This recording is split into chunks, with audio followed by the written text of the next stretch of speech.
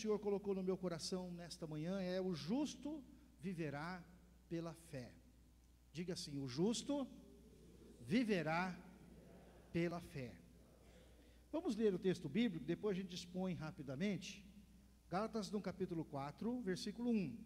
A palavra do Senhor diz assim: digo, pois, que durante o tempo em que o herdeiro é menor de idade, em nada difere de um escravo, mesmo sendo ele senhor de tudo, mas está sobre tutores e curadores até o tempo predeterminado pelo Pai. Assim também nós, quando éramos menores, estávamos escravizados aos rudimentos do mundo. Mas quando chegou a plenitude dos tempos, Deus enviou o seu Filho, nascido de mulher, nascido sobre a lei, para resgatar os que estavam sob a lei, a fim de que recebêssemos a adoção de filhos. E porque vocês são filhos, Deus enviou o Espírito do seu Filho ao nosso coração, e este Espírito clama: Abba, Pai, que quer dizer papaizinho. Assim, você já não é mais escravo, porém filho, e sendo filho, também é herdeiro por Deus. Amém? Queridos, há 500 anos ocorreu uma reforma na Alemanha, que ficou conhecido como a Reforma Protestante. Martinho Lutero era um monge agostiniano, muito piedoso, um homem temente ao Senhor, que ficou indignado de ver o comércio que se fazia da fé naqueles tempos. Eu acho que se o Martinho Lutero tivesse nascido hoje, ele ficava mais indignado ainda, né? Martinho Lutero era pároco numa das maiores catedrais da Europa da sua época. Era um homem temente, extremamente temente ao Senhor. Cria piamente que a justificação do crente, que a salvação se dá única e exclusivamente pela fé. E na medida em que foi desenvolvendo o seu estudo da palavra do Senhor, ele se deparou com um texto que está em Romanos no capítulo 1, no versículo 17, onde o apóstolo Paulo termina expondo que o justo viverá pela fé. E o texto de Hebreus, que não foi Paulo quem escreveu, mas ele também diz que o justo viverá pela fé, e se ele recuar, a alma do Senhor não tem prazer nele. Viver pela fé é uma característica essencial dos filhos de Deus. Nós não somos chamados para viver por vista, nós não somos chamados para viver por aquilo que sentimos, nós somos chamados para viver por aquilo que cremos. Faz uma diferença muito grande em nossa vida, nós vivermos por aquilo que nós cremos, ou viver pelas circunstâncias. E o escritor desse texto de Gálatas, que é Paulo, quando ele expõe essas duas formas de vida, ele usa duas figuras de linguagem interessantes. Ele usa a figura de linguagem para dizer do escravo, e ele usa a figura de linguagem para dizer do filho. Ambos estão debaixo da mesma casa, debaixo do mesmo senhorio. No entanto, o comportamento de um e de outro é completamente diferente, porque o comportamento do escravo é marcado por ser escravo, e é marcado também pela forma de pensar de ser escravo, é a mentalidade de escravo. E ele diz que nós também éramos escravos, e a palavra do Senhor mostra que nós éramos escravos e escravos do pecado, porque quem pratica o pecado se torna escravo do pecado. Mas Jesus veio na plenitude dos tempos para se manifestar a este mundo, e a finalidade da manifestação de Jesus a este mundo é para nos dar liberdade. Mas dar liberdade significa tirar alguém da escravidão e colocar alguém numa condição diferente de ser escravo, ser filho. Mas o que Paulo está enfocando neste texto que nós lemos aqui em Gálatas no capítulo 4, é que em algum momento, mesmo sendo filho, nós podemos ter a mentalidade de escravo. Mentalidade de escravo marcada pela nossa meninice. E ele diz: olha, o filho, quando está na casa do pai, ainda que seja filho, tem uma mentalidade de escravo, ou seja, ele está debaixo de tutores, ele está debaixo dos seus cuidadores, e por conta disso, a sua limitação de pensamento faz com que ele desenvolva uma mentalidade de escravo. Mas ele vai crescendo, e à medida em que ele vai crescendo, ele vai tendo consciência de quem ele é. Não é mais um escravo, ele agora é filho, e aí, além de ser filho, ele é também herdeiro, porque a filiação nos dá o direito da herança daquilo que Deus tem, daquilo que Deus é. Portanto, quando Paulo escreve esses versículos, a ideia que Paulo tem é de que nós temos que nos apropriar da nossa filiação.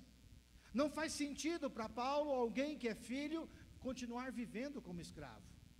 Então a receita de Paulo para que nós sejamos filhos, desfrutemos desta filiação, desfrutemos da nossa liberdade em Cristo, o grande segredo que Paulo vai nos ensinar é que tudo posso naquele que me fortalece.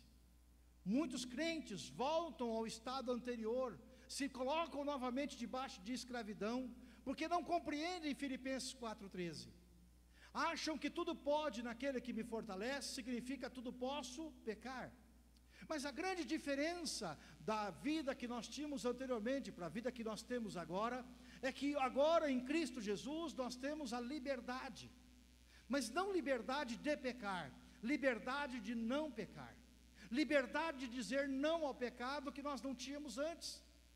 Antes, quando nós não conhecíamos Jesus, nós éramos escravos do pecado, e o escravo não pode dizer não para o seu senhor, e portanto o escravo peca.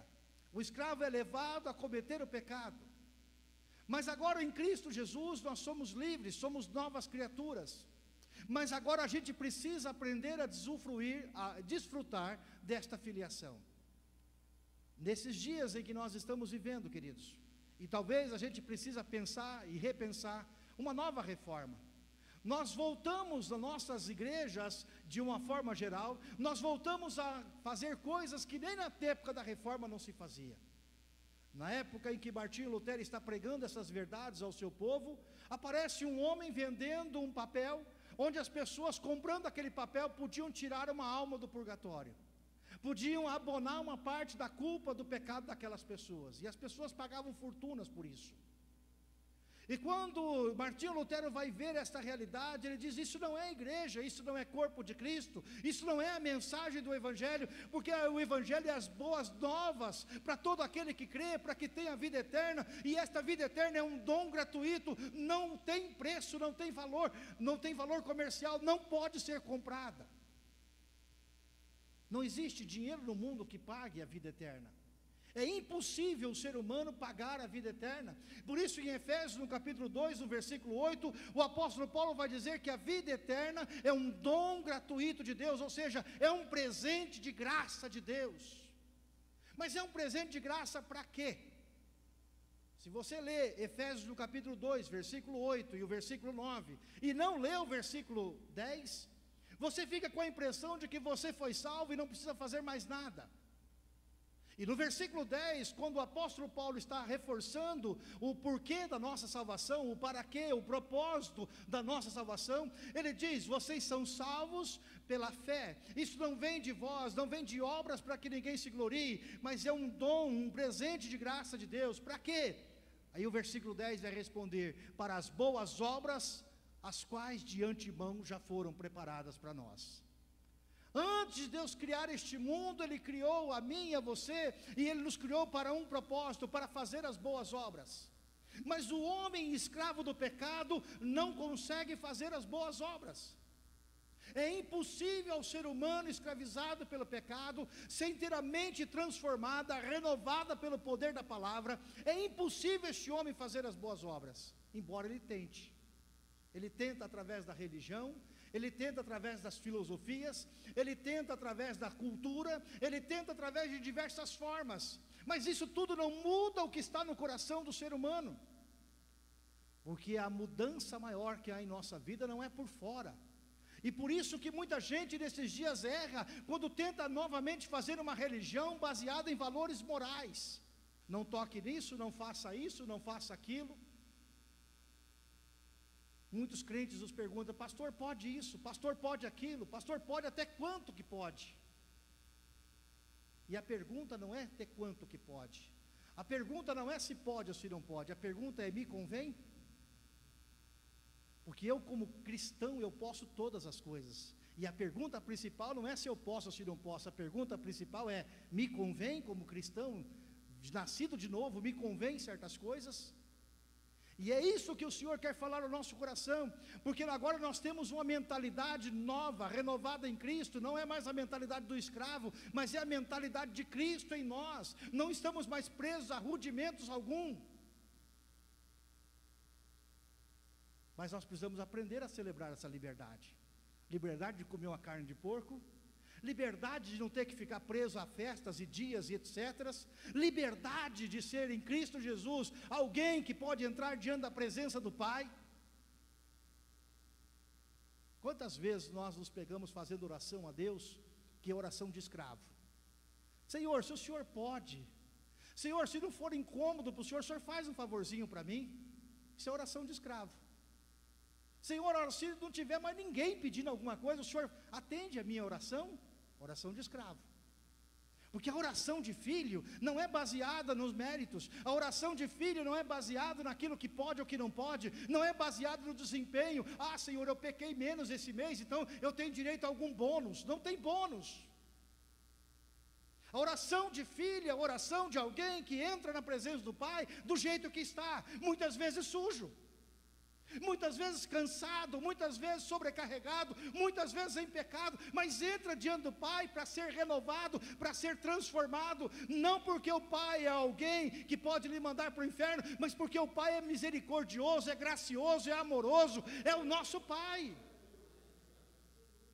Quantas vezes nos pegamos fazendo orações que vão completamente contra a ideia de um Deus Pai? E por conta disso, muitos de nós desenvolvemos patologias, doenças ligadas à religião, doenças ligadas à nossa religiosidade, porque nós somos bons em ser religiosos, nós somos excepcionais em ser religiosos, nós fazemos de tudo para dizer para Deus que nós merecemos alguma coisa, nós fazemos de tudo para dizer para Deus que Ele tem que nos atender, quando na verdade deixamos de desfrutar o fato mais importante de que Deus, além de ser Deus, Ele é acima de tudo nosso Pai. Essa é a grande vantagem da revelação que Jesus veio trazer ao mundo, porque o judeu anterior, ele não tem um pai, ele tem apenas um Deus. É apenas Deus com quem ele se relaciona, e ele relaciona de longe, através de um intermediário. Mas a nova vida em Cristo Jesus nos dá o livre acesso ao trono da graça. E que coisa maravilhosa, meu irmão, é você poder acessar esse trono da graça, é você poder ter comunhão com o Pai, é você poder se achegar ao trono da graça, não como medo de ir para o inferno, não com medo de alguma outra acusação, mas você poder chegar como livre e desfrutar a sua liberdade em Cristo, e poder viver a vida cristã sem traumas, sem maiores complicações, viver a vida, desfrutar da vida cristã. Nós estamos voltando aos velhos rudimentos. Olha, você tem que fazer uma oração, mas leva também um pacotinho de sal para colocar na porta da casa. Olha, nós temos que fazer uma oração, mas leva uma rosa ungida. E olha, tem que ser amarela para dar prosperidade, tem que ser a rosa vermelha para trazer o amor na sua casa. Olha, tem que ser uma fronhinha para você colocar no travesseiro assim, para você colocar na barriga para dormir, porque daí você vai ter bons sonhos. Olha, compre também um martelinho para você bater nos seus problemas, ver se eles vão embora. Crente em Cristo Jesus só precisa do nome de Jesus, porque não há nome mais poderoso do que este nome. Nós não precisamos comprar martelinho, não precisamos beber copo d'água, nós não precisamos vender coisas alguma, nós não precisamos usar uma roupa especial, nós só precisamos do nome de Jesus. E é este nome, sobre todo nome, que está disponível a mim e a você, 24 horas por dia, 365 dias por semana, durante os séculos dos séculos, por toda a eternidade, porque Ele é Senhor. Vamos desfrutar disso? Ou vamos voltar para os rudimentos do mundo? Vamos buscar ter mérito com Deus? Vamos buscar fazer coisas para ver se Deus se agrada de nós? Nós estamos agora, esses dias, está tendo o Círio de Nazaré lá em Belém do Pará. 2 milhões de pessoas se acotovelando uma perto do outro, para ver se consegue chegar para colocar a mão numa corda, para ver se é abençoado. E você não precisa nada disso. Você só pode abrir a sua boca e louvar e glorificar o nome do Senhor, porque todo o rudimento do mundo caiu por terra. Você não anda mais atrás de coisas vãs, você não vive mais a sua vida inútil, você vive uma vida que agrada ao nome santo e poderoso do Senhor. É tão simples e tão simplório que a gente acha que tem que botar mais alguma coisa. E o grande mérito da reforma protestante, irmãos, foi dizer que é somente Deus, é somente a graça, é somente Cristo, é somente a palavra, somente Deus, somente a palavra, somente Cristo sobre as nossas vidas e nada mais, porque Ele é suficiente em todas as coisas, amém, amados? Nós precisamos de uma nova reforma, nós precisamos voltar ao tempo da reforma protestante. Nós precisamos voltar a proclamar que Jesus Cristo é Senhor, e nós não precisamos de mais nenhuma outra coisa, nós não precisamos de mais absolutamente nada, porque Ele é Senhor sobre todas as coisas. Mas o que adianta saber isso se nós não formos capazes de fazer Efésios 2:10 acontecer? O que adiantaria Martinho Lutero saber dessas verdades, se ele continuasse preso a um sistema dogmático, a um sistema que escravizava a sua vida? Porque a palavra do Senhor diz que foi para a liberdade que o Senhor nos libertou. Foi para vivermos como livres, não mais como escravos. E Martinho Lutero toma uma decisão. Ele sai da sua sala de oração, escreve as 95 teses num papel, num pergaminho, eu não sei o que era que ele escreveu, cata um prego e um martelo e vai até a porta da catedral principal do palácio de onde ele pregava, de Wittenberg, e ele prega ali para todas as pessoas verem o que é realmente a vida cristã em Cristo Jesus, livre de rudimentos, livre de coisas e qualquer outra coisa, ou qualquer outro pensamento que não seja o de Jesus. E há uma mudança completa na Europa, uma mudança completa no mundo, e nós precisamos resgatar esses valores, queridos. Somente a fé, somente Cristo, somente a palavra, somente ao Senhor seja a glória, somente Ele é digno de ser honrado e adorado, em nome de Jesus. É isso que nós celebramos na ceia.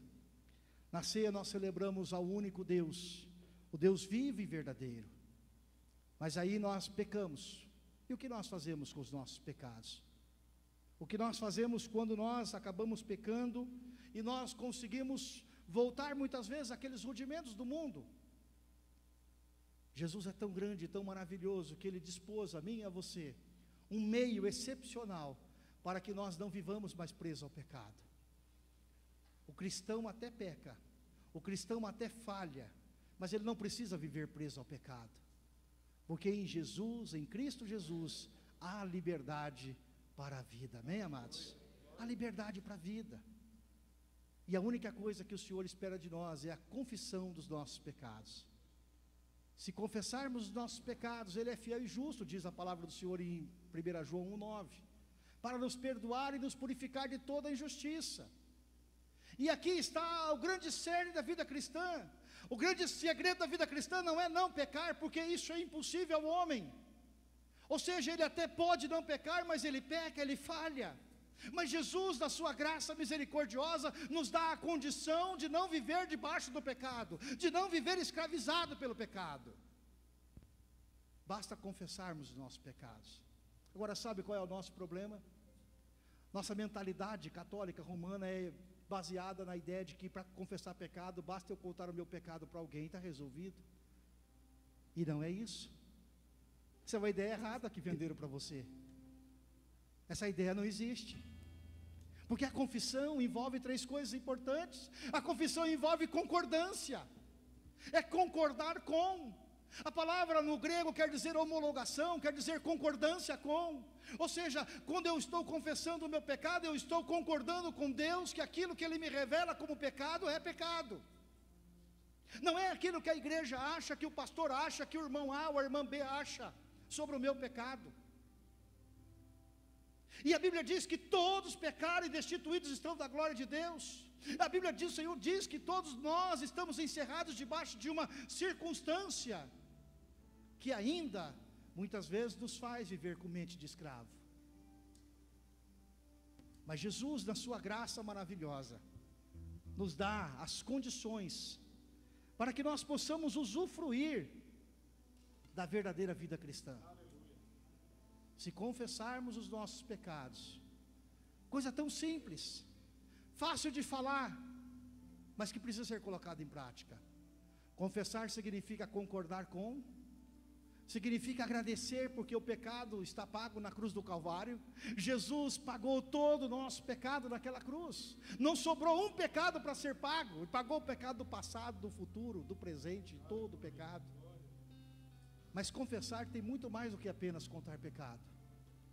Confessar significa arrepender-se, arrependimento. E arrependimento não é remorso por ter errado. Arrependimento não é um choro porque eu errei. Arrependimento é uma mudança de atitude que leva a uma mudança de ação. É uma predisposição a nunca mais repetir aquele erro, a nunca mais dar lugar à mentalidade de escravo na minha mente. Confessar significa concordar, agradecer e arrepender-se.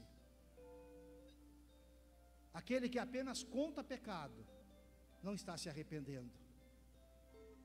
Olha, eu pequei de novo, e aí o sujeito tira um livro de penitência, e vamos pagar a penitência de novo, vamos pagar a conta de novo. Jesus pagou, tem que pagar de novo, porque não foi suficiente. E dá-lhe penitência na cabeça do povo, e a semana que vem, mais penitência. Mas a penitenciária foi abolida em Cristo Jesus, amém, amados? Não tem mais penitência. Pastor, então pode pecar à vontade? Problema seu. Você vai viver uma vida medíocre, vai viver uma vida de escravo. Não vai viver a vida de livre sendo livre. Não vai viver a vida de filho sendo filho. A escolha é sua. Porque Jesus deu a você o direito de não pecar, a autoridade para dizer não ao pecado. Mas você pode fazer o que você quiser com a sua liberdade. Se o Senhor sondar o seu coração nesta manhã, qual é o pecado que Ele vai revelar a você? Quando o Senhor sonda a minha vida nesta manhã, qual é o pecado que Ele revela a mim? Olhamos para a vida dos outros, conseguimos ver as falhas e os defeitos, mas temos dificuldade de ver o nosso defeito. Temos dificuldade de ver a nossa vida diante do altar do Senhor. E o Senhor está levantando uma igreja santa, imaculada, uma igreja que não tem mancha, uma igreja que não tem ruga. E para isso Ele não confia que nós não iremos errar.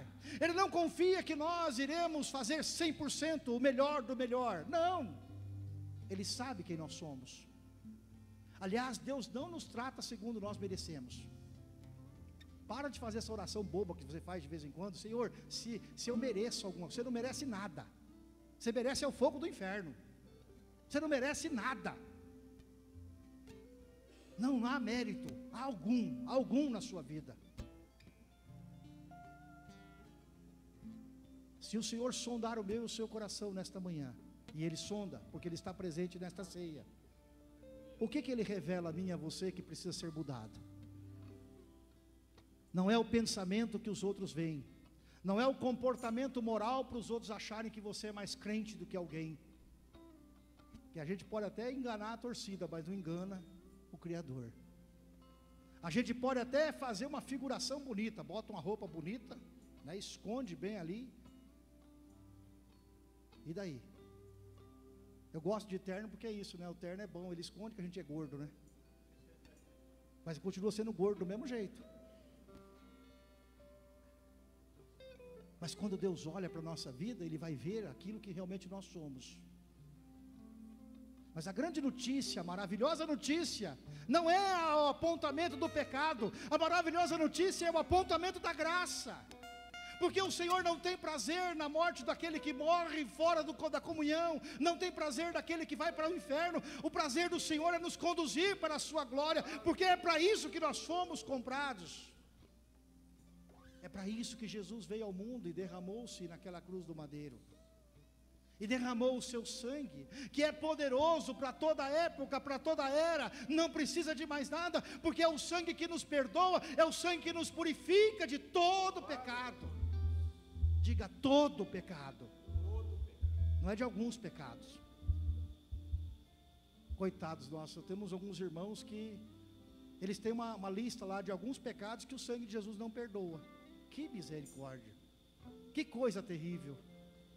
Já pensou ter pecado que Cristo não perdoa? Quer dizer que Jesus não resolveu o problema? Ou coitados dos nossos irmãos católicos, que toda ceia eles têm que matar Jesus, eles têm que morrer Jesus de novo por causa do pecado do povo. Já pensou que coisa triste isso? Jesus veio uma única vez, fez um único sacrifício, porque Ele é o Cordeiro perfeito de Deus que tira o pecado do mundo.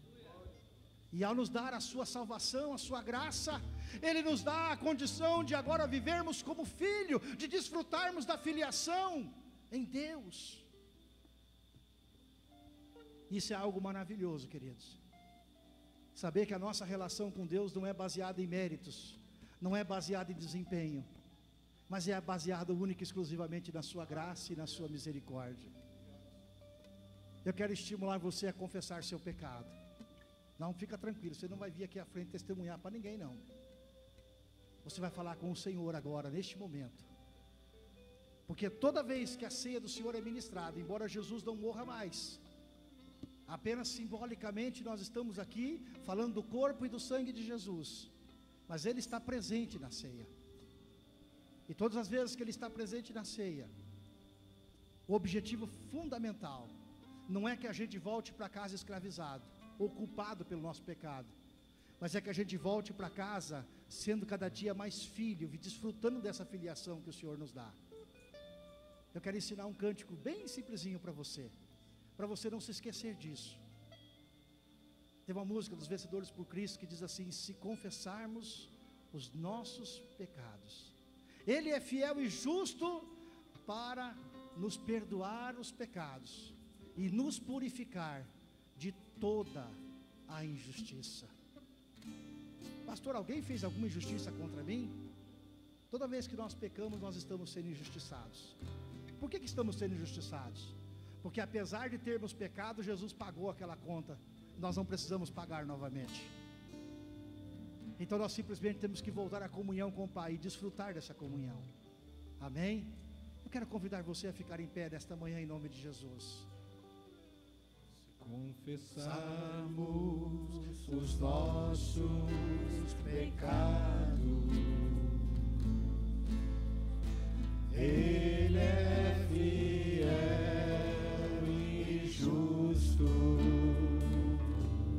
para nos perdoar os pecados e nos purificar de toda injustiça. Valeu como ensaio ou não? Amém? Mas agora nós vamos cantar mais uma vez, depois vamos cantar mais outra vez. E eu quero que você cante depois olhando para um irmão. Eu quero que você saia do seu lugar e você abençoe vidas desta manhã. Amém, queridos? Vamos fazer uma celebração de amor, de graça, em nome de Jesus. Aleluias. Se confessarmos os nossos pecados, Ele é fiel e justo para nos perdoar os pecados e nos purificar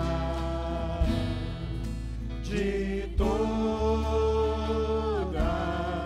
injustiça. Se confessarmos os nossos pecados, saia do seu lugar em nome de Jesus, abrace o irmão, ore pela vida de alguém. é fiel e justo para nos perdoar os pecados e nos purificar de toda injustiça. Mais uma vez. Se confessarmos os nossos pecados, a sua vida, teu amor.